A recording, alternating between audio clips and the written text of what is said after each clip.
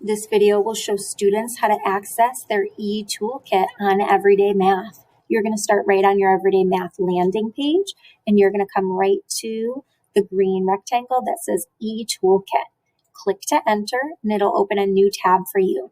This page will look empty until you come to the bottom left corner. You see a blue button for the eTools, and you're going to see another blue button for the backgrounds. So these work really well together for lots of the tools. I'm going to click into the eTools first, and you can see the eTools are arranged here. There's an inside scroll, so make sure that you notice that so you can get all the way to the bottom of the list. They are in alphabetical order, and they start with anything with a number in the beginning. So I'm going to go ahead and grab the counters as my tool for today. So when I click on counters, you can see my counter toolbar opens at the bottom of my screen. I have lots of different options for counters to use, and I can also choose different size counters. I can make them larger or smaller. This also gives me the option to choose how many counters will come up on my screen at one time. You can have them come up singly, in groups of 5, 10, even all the way up to the number 50. I'm going to go ahead and get a background to use with my counters. I'm coming right over to the backgrounds. And a great background to use with the counter would be the 10 frames. So when I come down to the 10 frame, this is also in alphabetical order. I can click, and this will give me some options. So double 10 frame that's arranged horizontally, side to side, or double 10 frame that's vertical, up and down. I'm going to go ahead and grab the horizontal 10 frame, and it's on my screen now. So I can see my counters are still here, and now I have a great background that will help me. So I can pull my counters up individually if I want to model a number on my screen, or remember, I can choose to pull them up in groups. It might be a little easier.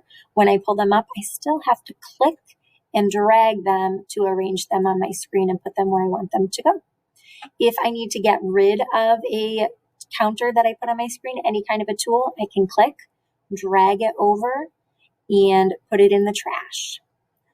A quick way to erase everything on my screen would be to come down to the bottom right corner, and I see that symbol with the 2 arrows making a circle. I can click that, and this will tell me I can clear my objects and remove my eTools. I can click OK, and that'll clear my screen. I will still see the background. If I want to get rid of my background, I come over to the tool right next to it. It's a rectangle with an X. When I click that, it'll give me the option to clear my background. That'll let me go on to something different. Once I have, let me put a background back up, and I might have some counters up. If I wanted, 5 counters came up because I still had the number 5 indicated on my drop down. If I wanted to add some writing or typing to the screen, I can come right down here, and there's a symbol here with a pencil and a notepad. When I click it, you'll see my counter menu went away, and I can see my drawing and my typing tool. These are similar to your daily lesson tools.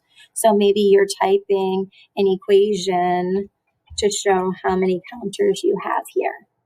You can also select that hand tool to move it anywhere you need it on the screen, or even trash that writing if you need to. I hope this helps you to access and use your Everyday Math eTools. There are many, many tools, and you'll learn a lot from exploring them and trying different things out.